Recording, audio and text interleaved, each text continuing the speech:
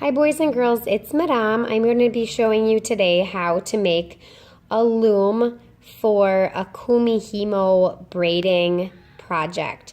So you'll need a piece of cardboard and a circle. I'm just doing using this yogurt container. So you set it down on the cardboard and you're going to trace the circle onto the cardboard.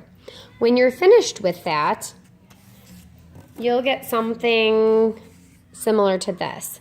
So once I traced and cut out my circle, I used a scissors to make notches in there, and I'd say they're about maybe a 1/2 inch to 3/4 inch long.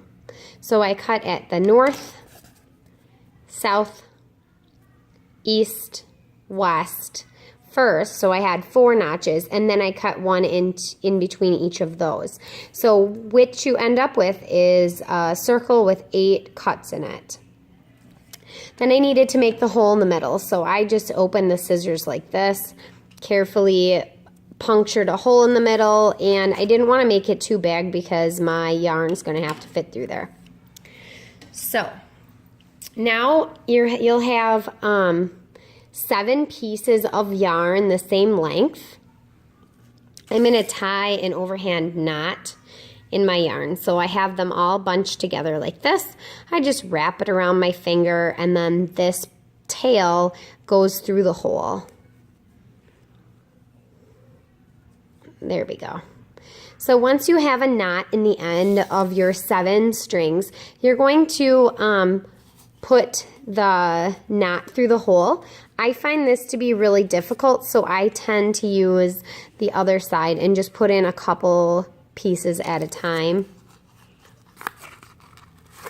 So just trying to feed it through to the back. I'm pinching, pulling, a couple more pieces to get through. So I have 3 in there. I'm going to try to get the other 4.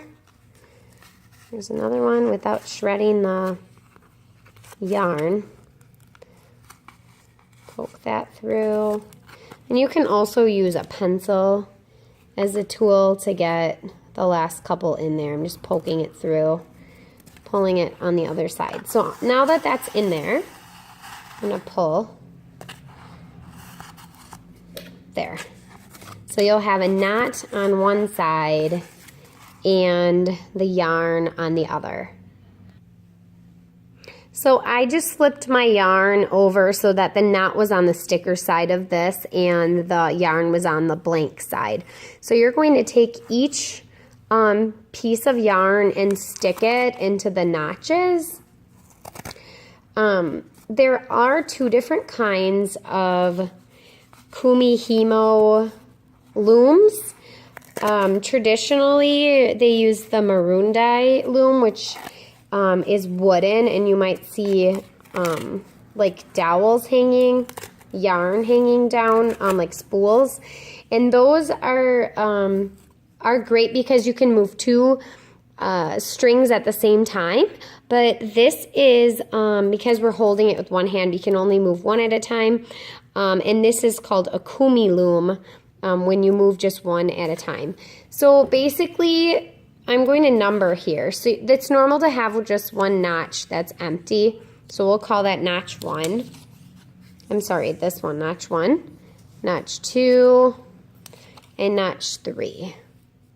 So you're going to count. This is from the empty side. So 1, 2, 3. This one's going to come out.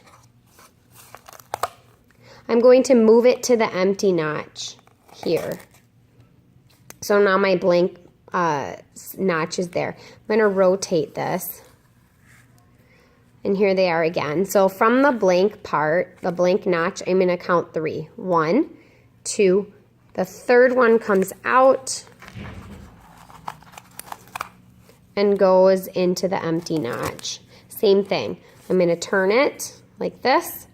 I'm going to count. Skip these 2. Skip 1, skip 2, pull number 3 out. I find it easier to pull it out from the back, and it moves into the empty notch, and then you rotate it. 1, 2, 3. Pull it out, put it in the empty notch, turn it again. 1, 2, 3. Pull that one out, put it into the empty notch. And you do this over and over again. 1, 2, 3. That one comes out, it goes in the empty. Sometimes I need to kind of untangle this spaghetti mess on the bottom.